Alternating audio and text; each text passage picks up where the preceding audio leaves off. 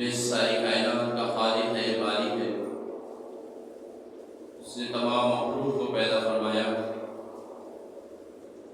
وہ اللہ جو تمام عالموں کا رب ہے، تمام عالموں کو روزی پہنچانے والا ہے۔ کوئی زمین پہ ایسا نہیں ہے جس کی روزی کی ذمہ داری اللہ نے نہ لی ہو، چاہے وہ اس کا ماننے والا ہو، چاہے اس کے ساتھ شرک کرنے والا ہو، چاہے سرے سے اس کا وجود کا انکار کرنے والا ہو، لیکن اللہ نے ہر ایک کی ذمہ داری لی ہے روزی، وہ اس کو روزی پہنچا کے رہے۔ اللہ رزاق ہے، روزی کا پہنچانے والا ہے۔ وہ ان لوگوں کو بھی روزی پہنچاتا ہے جو مانتے ہیں، جو ان لوگوں کو بھی روزی پہنچاتا ہے جو نہیں مانتے۔ اللہ ان کو بھی روزی پہنچاتا ہے جو ہم کو نظر آتی ہے چیزیں، جس کے اندر روح ہے، زندگی ہے، اور اللہ ان لوگوں کو بھی روزی پہنچاتا ہے جو ہماری آنکھوں سے اجل ہے، جو ہمیں نظر نہیں آتی مخلوق اللہ کی، لیکن سب کی ذمہ داری اللہ نے لی ہے اور وہ ان کی روزی پہنچا کر ہے۔ حدیثوں میں بیان کیا گیا ہے کہ انسان اس وقت تک مر ہی نہیں سکتا جب تک کہ اس کے مقدر کی روزی اس کو نہ مل جائے۔ انسان کو روزی ایسے ہی تلاش کرتی ہے جیسے کہ اس کی موت اس کو تلاش کرتی ہے، یعنی جو زندہ ہے اس کو موت آئے بغیر چارہ نہیں ہے، اسی طرح جو زندہ ہے اس کے مقدر کی روزی اس کو ملے بغیر چارہ نہیں ہے، یعنی اس کو مل کے رہے گی۔ ساری کائنات مل کے اگر اس کی روزی کو روکنا چاہے تب بھی وہ روک نہیں سکتی، اور جس کے مقدر کی جتنی روزی ہے اس کو اتنی پوری برابر ملے گی، کمی زیادتی نہیں ہوگی۔ ہاں، برکتیں الگ چیز ہے کہ کوئی فرمانبردار ہے، اللہ کا حکموں پر چلنے والا ہے، اس کی روزی مختصر ہے، لیکن اللہ تعالیٰ اس کی مختصر روزی میں بھی برکت عطا فرما دیتے ہیں کہ اس کی ضرورتیں پوری ہو جاتی ہیں، اور کسی کا کافی مقدار میں روزی رہتی ہے لیکن وہ اللہ کی نافرمانی میں رہتا ہے تو اس کی روزی سے برکت چھین لی جاتی ہے۔ مال اسباب بہت رہتے ہیں لیکن اس کی ضرورتیں پوری نہیں ہوتی۔ یہ نظام ہے اللہ، جس کو جتنا چاہتے ہیں اللہ تبارک تعالیٰ عطا فرماتے ہیں کہ عطا کو کوئی روک نہیں سکتا۔ ہم پریشان ہوتے رہتے ہیں روزی کے واسطے کہ کیا ہوگا، روزی کیا ہوگی، روزی کا کیا ہوگا، کاروبار کا کیا ہوگا، لیکن روزی کا ذمہ تو اللہ نے رکھا ہے۔ ہم کا فکر اللہ کو راضی کرنے کی ہونی چاہیے، ہماری تمام فکریں اللہ کے رسول کی اطاعت کے اوپر ہونی چاہیے کہ میں کیسے اللہ کا فرمانبردار بن جاؤں، میں کیسے اللہ کی اطاعت کرنے والا بن جاؤں، میں کیسے اللہ کے نبی صلی اللہ علیہ وسلم کی اطاعت کرنے والا بن جاؤں۔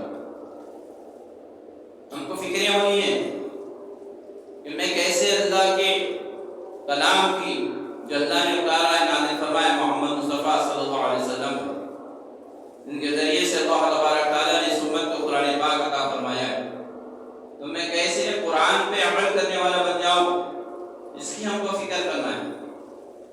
احادیث کے ذریعے سے اللہ کے نبی محمد مصطفیٰ صلی اللہ علیہ وسلم نے جو احکامات نازل فرمائے ہیں، جو بتایا ہم کو، جو سنتیں اللہ کے نبی صلی اللہ علیہ وسلم کی ہیں، میں کیسے ان احادیث پر عمل کرنے والا بن جاؤں، اور میں کیسے اللہ کے نبی صلی اللہ علیہ وسلم کی سنتوں پر عمل کرنے والا بن جاؤں، اس کی ہم کو فکر کرنا ہے۔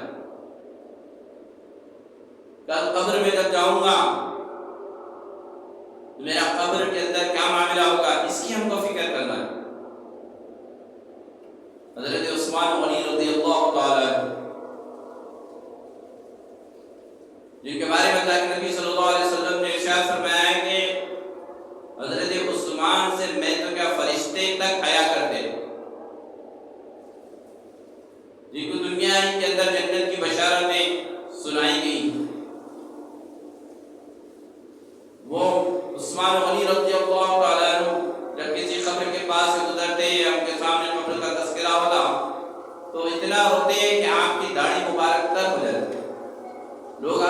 پوچھتے دریافت فرماتے کہ آپ جنت اور دوزخ کے جب معاملے آتے ہیں، بات ہوتی ہے تو اتنا مبتلا نہیں ہوتے، اتنا نہیں ہوتے جتنا کہ آپ قبر کے سامنے آ جانے سے یا قبر کا تذکرہ کرنے سے آپ ہوتے ہیں۔ حضرت عثمان غنی رضی اللہ تعالیٰ عنہ نے فرمایا کہ میں نے نبی صلی اللہ علیہ وسلم سے سنا ہے کہ قبر عاقلت کی منزلوں میں سب سے پہلی منزل ہے، جو اس میں نجات پا گیا عاقل کی بات کی جو منزلیں ہیں اس کے لیے آسان ہو جائیں گی۔ تو میرے بھائی بزرگوں دوستو، ہم کو یہ فکر کرنا ہے کہ اس قبر کے اندر جب ہم جائیں گے تو ہمارا کیا معاملہ ہوگا۔ ہم دیکھتے ہیں گرما کا موسم ہے، گرمی کا موسم ہے، گرمی ہو رہی ہے ہر طرف، روم بڑے بڑے ہیں، ہال بڑے بڑے ہیں، پنکھے لگے ہوئے ہیں، اس کے باوجود بھی ہم کو گرمی کا احساس ہو رہا ہے۔ کولر بھی لگے ہوئے بعض لوگوں کے گھروں میں، اس کے باوجود بھی گرمی کا ہم کو احساس ہو رہا ہے۔ بعض لوگوں کے پاس اے سی ہے، اس کے باوجود بھی گرمی کبھی کبھی محسوس ہوتی ہے۔ دیر کے آستے اگر لائٹ چلے گی تو پھر دیکھو ان کا حال کیا ہوتا ہے۔ تو یہاں تو اتنے سب سورسز ہونے کے باوجود زمین کے اوپر رہنے پر ہم، حالانکہ دنیا کی ہوائیں چل رہی ہیں، گرمی کا موسم آ گیا تو گرمی برداشت نہیں ہو رہی، چاہے میں ہوں یا چاہے آپ ہوں۔ تو پھر ہم کو یہ فکر کرنا ہے کہ جب قبر کے گڑھے میں ڈالا جائے گا، جو کہ تھوڑا سا چھوٹا سا روم ہوگا، وہ پھر منو اس کے اوپر مٹی ڈال دی جائے گی، کہیں سے کوئی سورسز نہیں ہوں گے ہوا آنے کے، نہ کوئی پنکھا لگا ہوگا، نہ اے سی لگی ہوگی، نہ کولر لگا ہوا ہوگا، تو پھر وہاں کی گرمی کو میں کیسے برداشت کروں؟ اس کی ہم کو فکر کرنا ہے۔ ہم اگر فکر کریں گے تو پھر ہم اعمال سے جڑیں گے، اللہ کو راضی کرنے والے اعمال سے ہم جڑیں گے، اللہ اس کے رسول کی اطاعت میں ہم زندگی گزاریں گے، تو پھر اللہ اپنے فضل سے ایسا معاملہ فرمائے گا کہ قبر میں ہم جب جائیں گے حد نگاہ تک قبر کو کھول دیا جائے، جہاں تک نظر جائے گی اب کتنا وہ خبر کھل جائے گی مردے کے، اور جنت کی کھڑکیاں کھول دی جائیں، جہاں سے جنت کی خوشبوئیں، جنت کی ہوائیں وغیرہ اس کا استقبال کریں، ٹھنڈک ہوگی قبر کے اندر سے۔ ہم کو اس کی فکر کرنا ہے کہ وہ جنت کی کھڑکی قبر میں ہمارے لیے کیسے کھل جائے۔ پلسرات کا راستہ 1500 سال کا راستہ، بال سے باریک، تلوار سے تیز، اس کو پار کرنا ہے۔ میرے کو بھی اس پل سے گزرنا ہے، آپ کو بھی اس پل سے گزرنا ہے، جو کہ جہنم کے اوپر بچھا ہوا ہے، بنا ہوا ہے۔ ہم کو یہ فکر کرنا ہے کہ وہ 1500 سال کا جو پل ہے، پل صراط کا، وہ کیسے پار کریں گے آسانی کے ساتھ، اس کی ہم کو فکر کرنا ہے۔ ہم جب اس کی فکر کریں گے تو ہم پھر اعمال سے جڑے گا، قرآن و حدیث کی روشنی میں ہماری زندگی گزرے گی، نمازوں کی پابندی ہمارے اندر آئے گی، ہر ایک کے حقوق ادا کرنے والے ہم بنیں گے، تو پھر اس کا معاملہ یہ ہوگا کہ اللہ اپنے فضل سے ہمارے اعمال کو اگر قبول کر لیں گے تو پھر پلسرات کا راستہ ایسے گزر جائے گا جیسے کہ بجلی گزر جاتی ہے، ایسے جیسے کہ سوئچ آن کریں اور دن کے لائٹ آ گیا، اس سے بھی تیز۔ حدیث میں بیان کیا گیا ہے بندہ پلسرات کا راستہ پار کر دے گا اور فرشتوں سے پوچھے گا کہ بھائی دنیا میں ہم سنتے تھے، حدیث کے اندر بتایا گیا تھا کہ پلسرات کا راستہ اتنا بال سے باریک، تلوار سے تیز، 1500 سال کا چڑھاؤ کا، کہاں ہے وہ پورا؟ فرشتے فرمائیں گے کہ اللہ تم پہ رحم فرمائے، تم تو کبھی کے پار کر دی، یہ بولا کہ مجھے پتہ ہی نہیں چلا۔ جو اللہ کے نیک بندے ہوتے ہیں ان کے ساتھ یہی معاملہ ہوتا ہے کہ بجلی کی طرح سے پار کر دیں گے، پل کو معلوم نہیں ہوگا۔ تو ہم کو اس کے لیے فکر کرنا ہے۔ روز حشر میں ہم جب کھڑے رہیں گے 50,000 سال کا وہ دن ہوگا، قیامت کا ایک دن 50,000 سال کے برابر کا ہوگا۔ اندازہ لگائیں، آپ کی زندگی نہیں ہوگی، زندگی تو 100 سال کی بھی گارنٹی نہیں ہے ہماری، وہاں تو 50,000 سال کا دن ہوگا قیامت کا، جب محشر میں قیامت حساب کتاب ہوگا، آدم علیہ السلام سے لے کے قیامت تک آنے والے سارے انسانیت کا حساب کتاب ہوگا وہاں پر۔ گرمی کی تپش ایسی ہوگی، سورج سوالے دے پہ آ جائے گا وہ، وہاں پر صرف اللہ کے عرش کا سایہ ہوگا، اور عرش کے سائے کے سوا کسی کا کوئی سہارا نہیں ملے گا وہاں۔ ہر ایک انسان اپنے اعمال بد یعنی گناہوں کی بنسبت خود کے پسینے میں غرق ہوگا۔ کوئی گناہگار کا پسینہ اتنا ہوگا کہ اس کی پٹلیوں تک ہوگا، کوئی زیادہ گناہگار ہوگا اس کا پسینہ خود کا گھٹنوں تک ہوگا، کوئی گناہگار ایسا ہوگا جس کا پسینہ خود کا ہو کمر تک ہوگا، کسی کا سینے تک ہوگا، کسی کا ہنسلی تک ہوگا، جو گردن کی ہڈی رہتی ہے وہاں تک ہو، اور کوئی خود کے پسینے میں غوطے کھایا ہو، یہاں تک ہوگا وہ بتایا جائے گا۔ اور وہاں پر صرف اللہ کے عرش کا سایہ ہو، اور اللہ تعالیٰ ایسے 7 جنوں کو عرش کا سایہ نصیب کریں گے، اس کے بارے میں احادیث میں بیان کیا گیا، اس کے مفہوم میں بات کرو۔ ایک وہ بندہ ہوگا جو اللہ کا ذکر کرے گا تنہائی میں، آنسو بہیں گے اس کو، اللہ کے خوف سے، اللہ کی محبت میں اللہ کا ذکر کرتے ہوئے روئے۔ ایک وہ شخص ہوگا جس کو کوئی حسین خوبصورت اونچے خاندان کی عورت اپنی طرف بلائے گی گناہ کے لیے، اور وہ اپنے آپ کو بچائے گا اور کہے گا کہ مجھے اللہ کا ڈر مانے کرتا ہے۔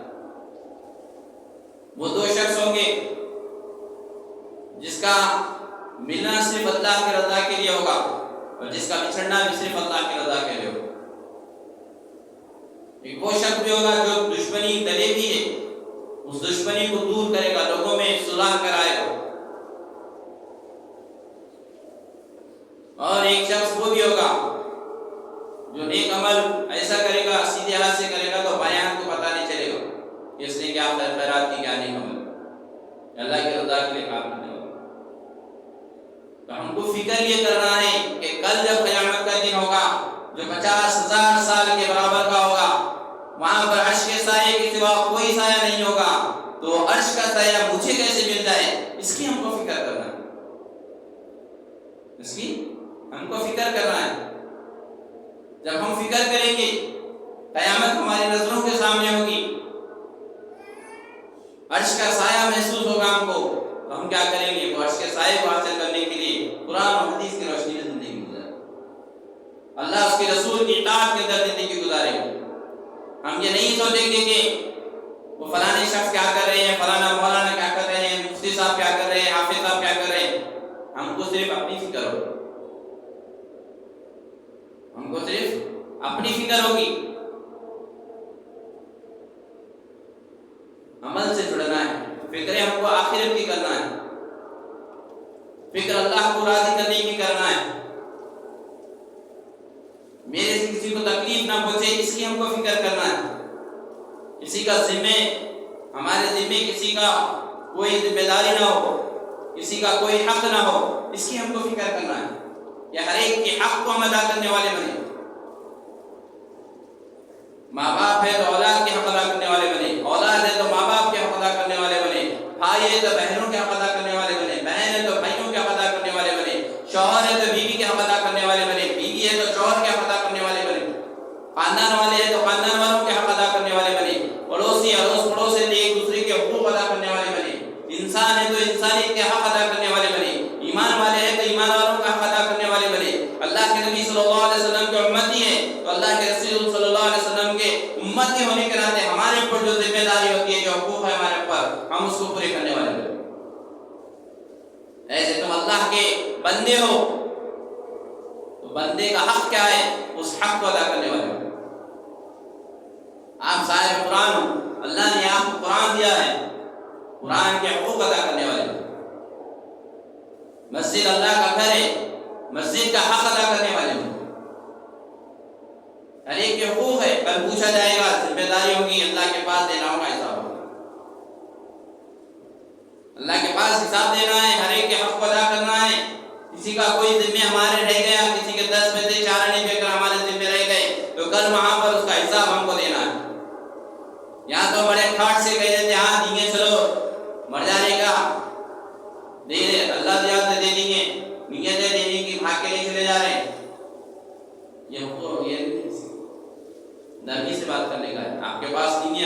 دینا بھی ہے تو آپ کا کام ہے نرمی سے بات. کسی کے آپ کے پاس ہے، آپ کو دینا ہے، آپ کو نرمی سے بات کرنا. حالات آئے ہوئے اس کے اوپر، آپ اس کی مدد کرنا، تھوڑا سا اس کو سہولت دینا تاکہ کل تمہارے کو بھی سہولت اللہ تعالیٰ قیامت میں دے. دونوں کو بھی ذمہ داری کہ جو ہے اپنی اس کو ادا کرنا. تو میرے بھائی دوستوں، فکر کرنے والے لوگ، ہم کو جو نعمتیں اللہ تعالیٰ دیے ہیں، اللہ ان نعمتوں کے بارے میں ہم سے پوچھے گا کہ میں نے تجھ کو جو نعمتیں دی ہیں تو اس کا کیا حق ادا کر. اللہ پوچھے گا، میرے کو بھی پوچھے گا، آپ کو بھی پوچھے گا، ہر ایک کو پوچھے گا. کوئی چھوٹنے والا نہیں ہے. جب نبی کی اولاد نہیں چھوٹی، نبی کے باپ نہیں چھوٹے، نبی کے چاچا نہیں چھوٹے، تو میں اور آپ کیا ہے؟ میں اور آپ ہے کیا چیز؟ ہم سے بھی پوچھا جائے گا، ہم کو پوچھا جائے گا نعمت جو دیا ہمیں تیرے کو کیا ادا کر. اتنی مخلوقات اللہ کی، حدیثوں میں آتا ہے کم و بیش 18,000 مخلوق ہے اللہ کی، اور ان تمام 18,000 مخلوق میں سب سے اشرف، سب سے افضل اگر کوئی ہے، نائب اگر کوئی ہے تو وہ ہے آدم، انسان. اللہ نے آپ کو انسان بنایا، اتنی بڑی نعمت اللہ نے آپ کو دی. اللہ پوچھے گا میں انسان بنا کے تجھ کو دنیا میں بھیجا، تو اس کا کیا حق ادا کرا میری اس نعمت کا. صحیح و سالم ہاتھ، پیر، آنکھ، ناک، دل، دماغ، ہر چیز تجھ کو صحیح و سالم صحت مند تجھ کو عطا کیا تھا میں، تو اس میری اس نعمت کا کیا حق ادا کرا. اللہ پوچھے گا. پھر ایمان کی دولت سے نوازا، اللہ پوچھے گا کہ میں تجھ کو ایمان والا بنایا، میرا ماننے والا تجھ کو بنایا تھا، تو کیا حق ادا کرا اس کا. میرے پیارے نبی محمد مصطفیٰ صلی اللہ علیہ وسلم کی امت میں نے تجھ کو پیدا کیا تھا، تو نے اس نبی کی امت میں پیدا ہونے کا کیا حق ادا کیا. اللہ پوچھے گا. سب سے بڑی نعمت تو یہی ہے. اللہ حدیثوں میں تو یہ بیان کیا گیا ہے، اس کا مفہوم و خلاصہ ہے کہ اللہ تعالیٰ ٹھنڈے پانی سے پوچھیں گے کہ میں نے تجھ کو پیاس کی شدت میں ٹھنڈا پانی پلایا تھا، تو نے کیا حق ادا کیا. بھوک کی شدت میں نے تیرا پیٹ بھرائی کے لیے روٹی دی تھی، اس کا تو نے کیا حق ادا کیا. صحت کا حق ادا کیا. اللہ پوچھیں گے ہر چیز. لیکن سب سے بڑی جو نعمت ہے، جب نعمتوں کی بات آ رہی تو بتا دے چلو اللہ کے خزانے میں سب سے اہم، سب سے قیمتی اگر کوئی چیز، کوئی نعمت ہے تو وہ صرف ایمان، جو کہ اللہ نے مجھ کو آپ کو دیا. اس کا حق ادا کرنا پوچھیں گے. اللہ دنیا کمانے کے واسطے، دنیا کے اندر مشغول ہو جانے کے واسطے نہیں بھیجے اللہ تعالیٰ ہم کو. دنیا ہے ہمارے لیے، اگر ہم نہیں ہیں تو دنیا ہی ختم ہے. حدیث میں بیان کیا کتنی مرتبہ سنیا، اس دنیا میں اس پورے زمین پر جب تک ایک بھی ایمان والا باقی رہے گا، اللہ تبارک تعالیٰ دنیا کے سارے نظام کو چلائے گا. اور اگر ایک بھی ایمان والا لا الہ الا اللہ محمد رسول اللہ صلی اللہ علیہ وسلم کہنے والا نہیں ہوگا تو اللہ تبارک تعالیٰ اس دنیا کو توڑ پھوڑ دیں گے، قیامت کو لا دیں گے. تو دنیا کی جو بقا ہے، دنیا کی جو زندگی بچی ہوئی ہے، وہ صرف ایمان والے کے صدقے میں. ایمان والا نہیں ہے تو دنیا ہی ختم ہے. تو دنیا کے واسطے ہم کو نہیں بھیجا گیا اللہ تعالیٰ نے، آخرت کے لیے اللہ تعالیٰ نے ہم کو بھیجا ہے. اللہ کو راضی کرنے کے لیے اللہ تعالیٰ نے ہم کو دنیا میں بھیجا ہے. اللہ کے نبی صلی اللہ علیہ وسلم کی امت میں اس واسطے بھیجا تاکہ قیامت تک آنے والی ساری انسانیت کو ہم ہدایت کا ذریعہ بن سکے، اللہ کے پیغام کو پہنچا سکے، ہدایت کا ذریعہ بن سکے لوگوں کے لیے. اسلام کیا ہے، ایمان کیا ہے، سلامتی کیا ہے، مساوات کیا ہے، اس کا درس دینے کے لیے اللہ تعالیٰ نے اس امت میں ہم کو پیدا فرمایا. ہر ایک جنا جو بھی ہے اپنی اپنی مرضی میں، اپنی اپنی زندگی میں مگن. دین کا کام محنت کون کرے گا؟ لوگوں کو دین کی دعوت کون دے گا؟ قرآن کی تعلیمات کون پہنچائے گا؟ احادیث کی تعلیمات کون پہنچائے گا؟ وہ مولانا ہے کر لیتے، ذمہ دار نہیں ہے، کوئی ذمہ دار نہیں ہے. ہر ایک جنا ذمہ دار ہے. جس نے کلمہ پڑھا ہے لا الہ الا اللہ محمد رسول اللہ صلی اللہ علیہ وسلم، اس کی ذمہ داری ہے وہ اللہ کے راستے میں نکلے، لوگوں کو دین کی محنت کرے، لوگوں کے اوپر دین کی محنت کرے، لوگوں کو سمجھائے، قرآن و تعلیم حدیث کی تعلیم لوگوں تک پہنچائے. یہ ذمہ داری ہے. خود بھی عمل کرے اور دوسروں کو اس کی دعوت دے. کریں گے تو سیب ہے، اگر نہیں کریں گے تو پھر آخرت میں بہت بڑا بوال. دنیا تو گزر جائے گی، جیسے تیسے دنیا گزر جائے گی، عزت سے بھی گزر جائے گی، ذلت سے بھی گزر جائے گی. لوگوں کو دیکھ کے بھی زندگی گزر جائے گی، لوگوں سے مل کے بھی اس میں بھی زندگی گزر جائے گی. لیکن اصل جو مسئلہ ہے وہ آخرت کا مسئلہ ہے. اصل جو مسئلہ ہے وہ آخرت میں اللہ کے سامنے کھڑا ہونے کا مسئلہ ہے. اصل جو مسئلہ ہے آب کوثر محمد مصطفیٰ صلی اللہ علیہ وسلم کے مبارک ہاتھوں سے پینے کا مسئلہ ہے. ویسے نہیں مل جائے گا، اس کے لیے محنت کرنا ہوگا، اس کے کے لیے کوشش کرنا ہوگا. جس کی ذمہ داری اللہ نے لی ہے، رزاق اللہ تبارک تعالیٰ ہے، روزی کی ذمہ داری اللہ نے لی ہے، پھر بھی تم اس کی فکر کرتے ہو اور آخرت کی کوئی فکر نہیں کرتے. کیسی تمہاری عقل ہے؟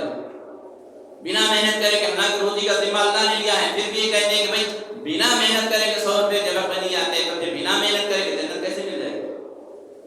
اللہ کی رضا کیسے مل جائے گی؟ اللہ کے حبیب صلی اللہ علیہ وسلم کو مبارک ہاتھوں سے جامع کوثر پینا کیسے مل جائے گا؟ ایسے ہی پھکٹ میں مل جائے گا. اس کے لیے بھی محنت کرنا ہے، اس کے لیے بھی کوشش کرنا ہے، اس کے لیے بھی کوشش اور محنت کرنا ہے. نمازوں کا خاص اہتمام کرنا، اللہ کے گھروں کو آباد کرنے کی فکر کرنا. اللہ کے گھروں کو چھوڑ دیے. ایسے محسوس ہو رہا صرف 1 مہینے کے لیے بکنگ کرائے تھے مسجدوں کی اور اس کے بعد بکنگ ختم ہو گئی، مہینہ ختم، بکنگ آؤٹ، پورے آؤٹ ڈور جیسا آؤٹ ڈور میں رہتے ختم، پوری ویران ویران ویران ہو گئی. سیزن کے حساب سے آئے، سیزن کے خلاف ختم. 5 وقت کی نماز روزانہ اللہ تبارک تعالیٰ ہر ایک ایمان والے پر فرض کیے، چاہے وہ مرد ہو یا عورت ہو. جو بالغ ہے اس کے اوپر 5 وقت کی نماز اللہ تبارک تعالیٰ نے فرض فرمائی ہے. فجر بھی پڑھنا ہے، ظہر بھی پڑھنا ہے، عشاء بھی پڑھنا ہے، پورے 5 پڑھنا ہے مغرب کے ساتھ. ایسا نہیں کہ میں 4 پڑھ رہا ہوں بس ہو گیا، میں 3 پڑھ رہا ہوں بس ہو گیا، میں جمعے کو 1 دن آ گیا بس ہو گیا، رمضان کا 1 مہینہ پڑھ لیا بس ہو گیا. نہیں، ذمہ دار ہے آپ کو اپنے گھروں کے، بستی کے. آپ کو پوچھا جائے گا، ساری انسانیت کے ذمہ دار آپ ہو، کیونکہ تم کلمہ پڑھنے والے ہو. تم کلمہ پڑھنے والے ہو، تم سے پوچھا جائے گا، مجھ سے پوچھا جائے گا، جو بھی کلمہ پڑھنے والا ہے اس سے پوچھا جائے گا. ایک دوسرے کو بولتے رہنا ہے، ایک دوسرے کو سمجھاتے رہنا ہے. دنیا کا کوئی مسئلہ ہے تو ہر ایک جنا سمجھانے آ جاتا ہے، نہیں معلوم سوالا بھی آ کے سمجھانا شروع کر دیتا ہے. لیکن جب دین کا مسئلہ آتا ہے تو تم اپنے آپ کو پہلو بچا کے باغیوں سے نکلنے کی چکر میں رہتے. یار میں اس کو کیا بولوں، میں خود ہی نہیں پڑھوں. میں اس کو کیا بولوں، میں قرآن نہیں پڑھوں. میں کیا اس کو بولوں، میں دین پہ نہیں چلوں، اسلام پہ نہیں چلوں. یہ سب پوچھی کیا تھا. اس لیے اپنے گھر والوں کو نماز کو اٹھاؤ، خود بھی پڑھو، گھر والوں کو بھی اٹھاؤ، اولادوں کو بھی اٹھاؤ، بھائی بہنوں کو بھی اٹھاؤ نماز میں. بچوں کو بچپنے سے ہی تعلیم کرو نماز کو اٹھنے کی. فجر میں رات میں ماحول بنا رہے جگنے کا تو بچے رات تمام جگنا آسان ہو گیا، لیکن صبح میں اٹھنا مشکل ہو گیا. ایسا ماحول بناؤ کہ بچے صبح سے اٹھنے والے بنے، رات میں جلدی سونے والے بنے. کیونکہ حکم یہی ہے، عشاء کے بعد بیکار کے جاگنا مکروہ ہے.